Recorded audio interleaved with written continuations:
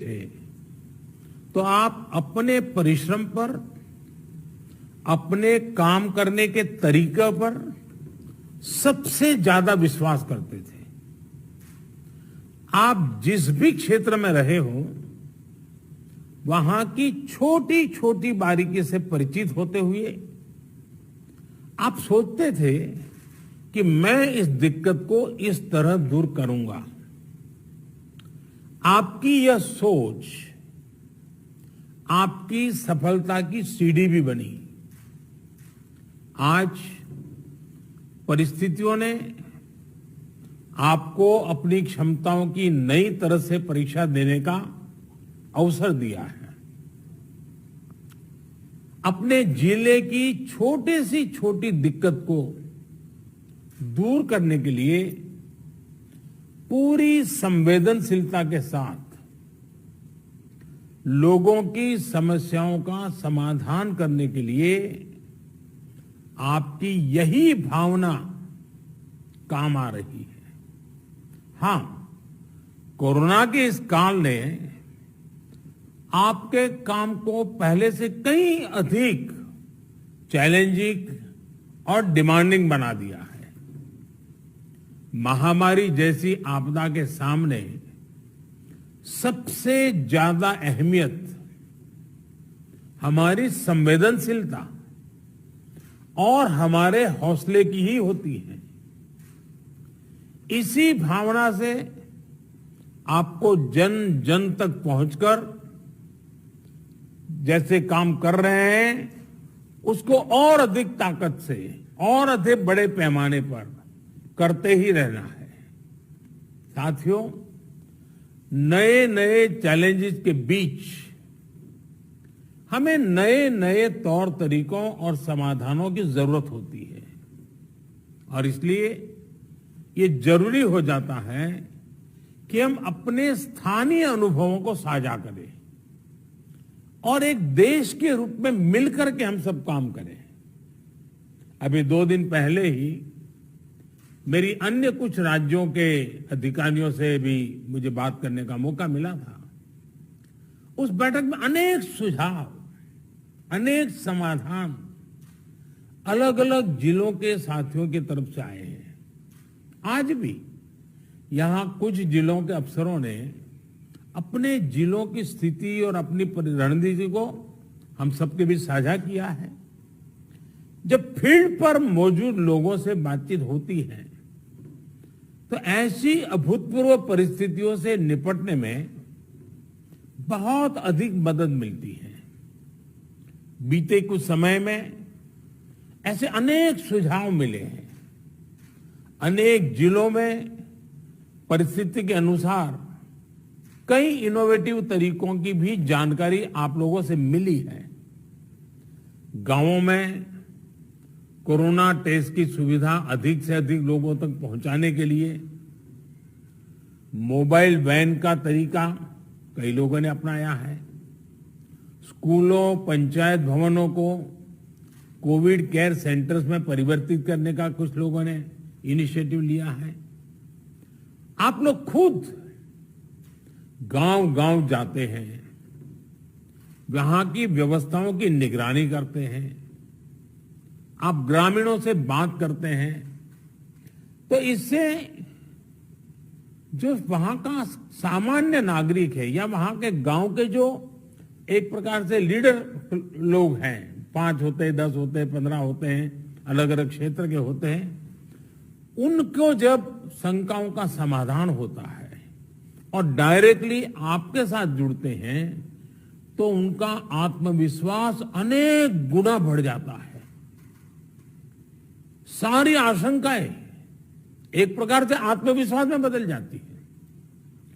आपकी मौजूदगी से, आपके संवाद से गांव में ये डर निकल जाता है कि कुछ हो गया तो हम कहां जाएंगे, हमारा क्या होगा। आपको देखते ही सारा मन उसका बदल जाता है।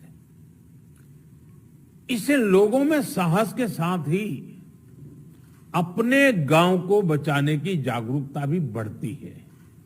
और मेरा आग्रह है, हमें गांव-गांव यही संदेश पक्का करना है कि हमें अपने गांव को कोरोना से मुक्त रखना है और लंबे अरसे तक जागरूकता से प्रयास करना है।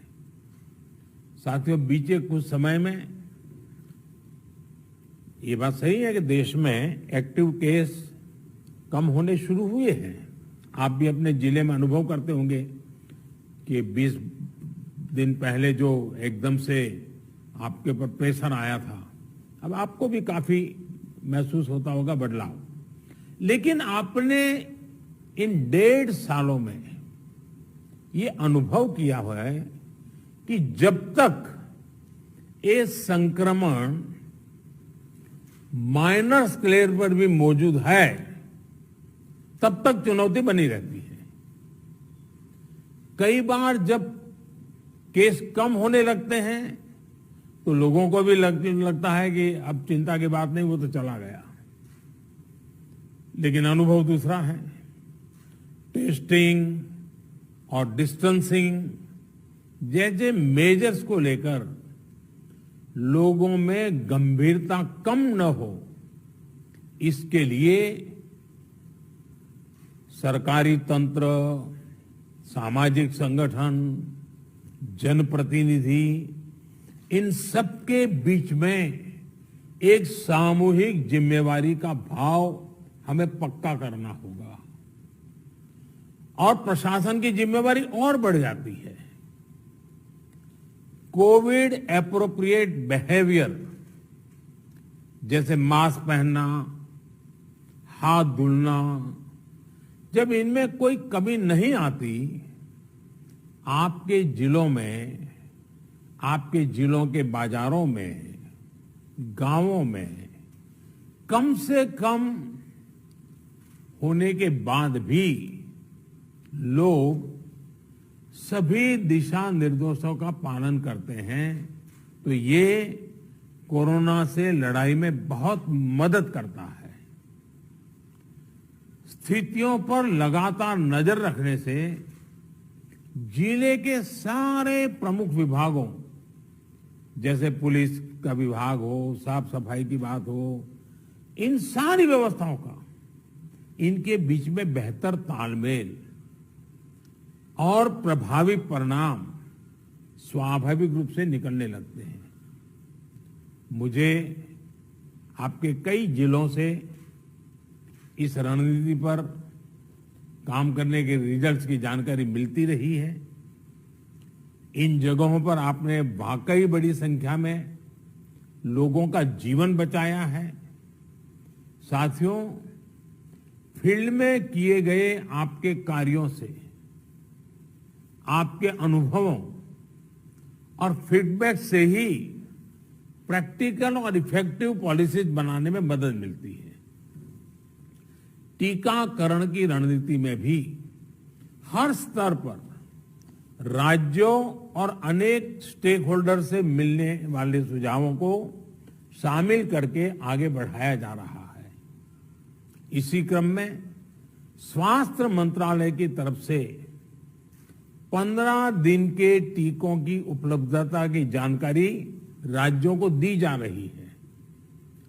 वैक्सीन सप्लाई टाइमलाइन की स्पष्टता होने से टीकाकरण से जुड़े मैनेजमेंट में आप सभी को और आसानी होने वाली है।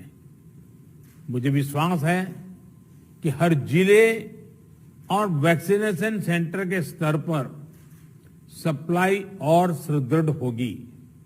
इससे टीकाकरण से जुड़ी अनिश्चितताओं को दूर करने में, पूरी प्रक्रिया को स्ट्रीमलाइन करने में बहुत मदद मिलेगी।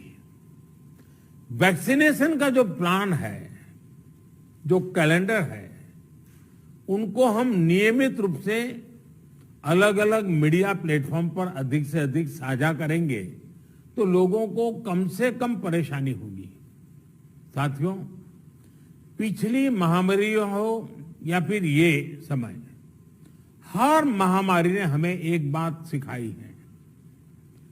महामारी से डील करने के हमारे तौर तरीकों में निरंतर बदलाव निरंतर इनोवेशन, निरंतर अपग्रेडेशन बहुत जरूरी है।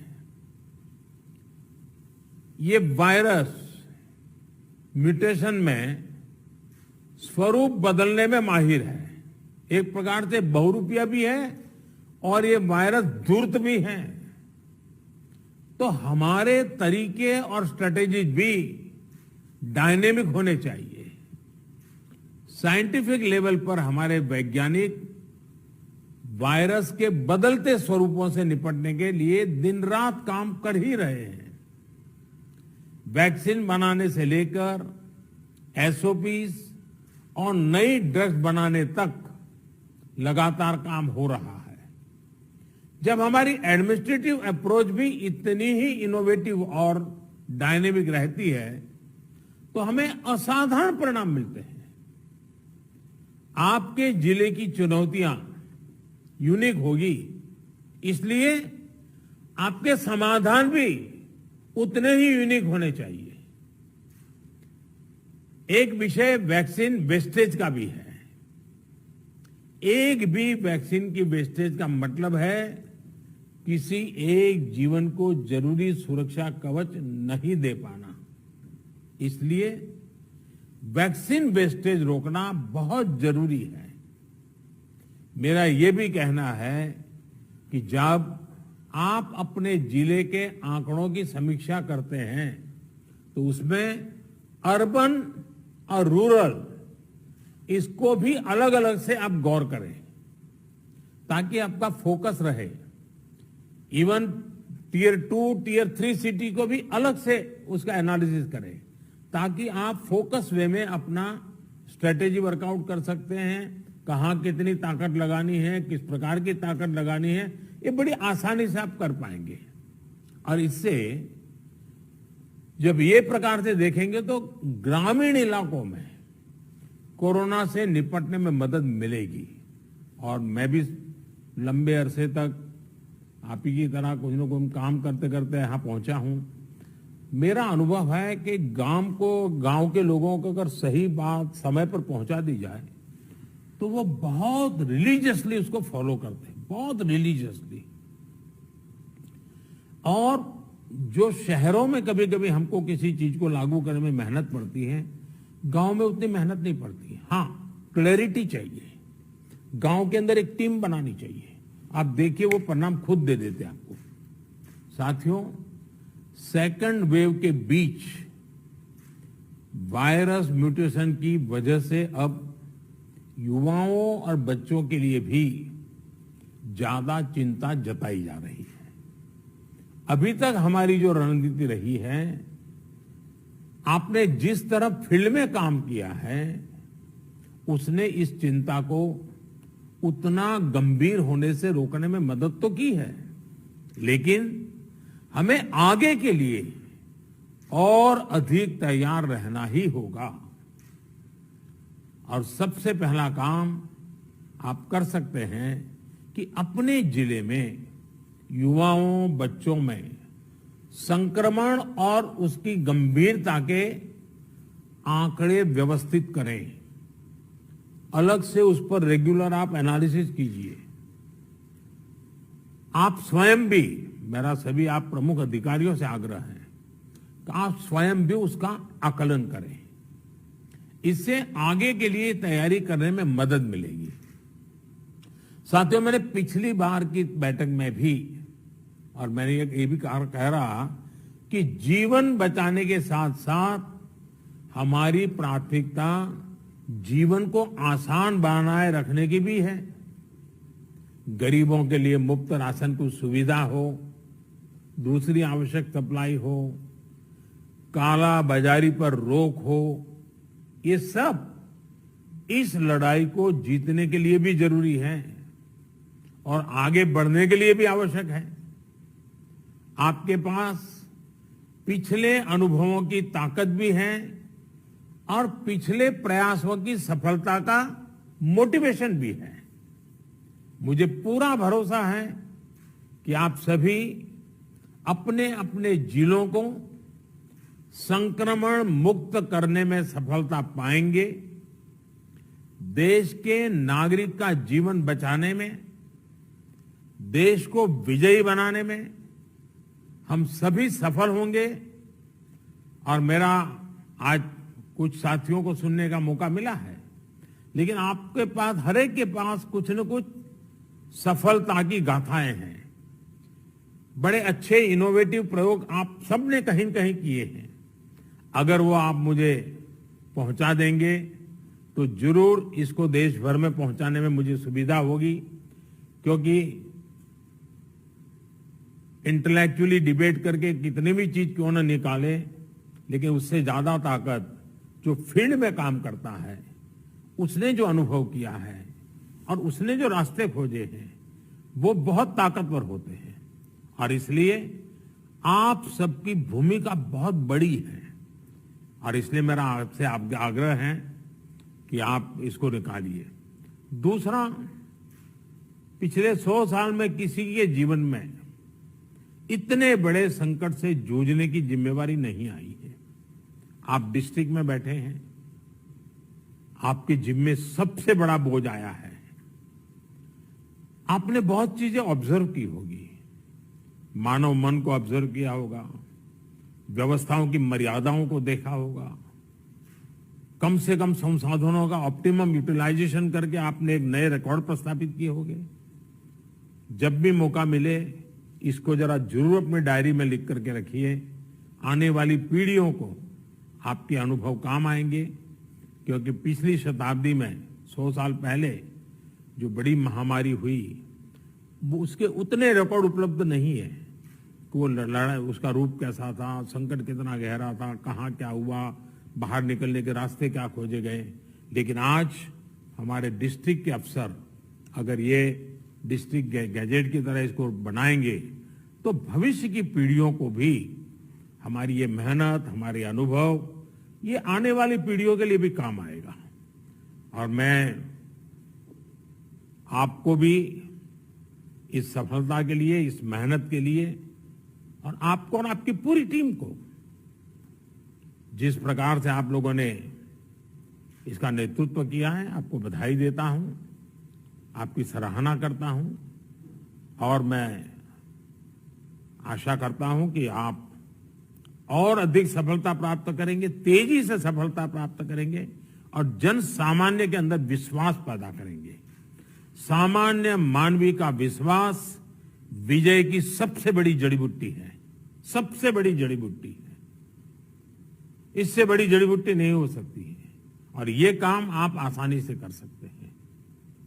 आप स्वस्थ रहें, कार्य का बोझ आपको ज्यादा है, मैं अनुभव करता हूं, और बारिश की सीजन आएगी तो और एक सीजनल जो प्रेशर रहता है वो तो बढ़ने ही वाला है। लेकिन इन सब के बीच भी आप स्वस्थ भी रहें, आपका परिवार स्वस्थ रहे, और आपका जिला जल्द से जल्द स्वस्थ हो, हर नागरिक स्वस्थ हो, ये आपकी कामना ईश्वर पूरी करे, आपका पुरुषार्थ पूरी करेगा। मेरी तरफ से आपको बहुत शुभकामनाएं, बहुत बहुत धन्यवाद।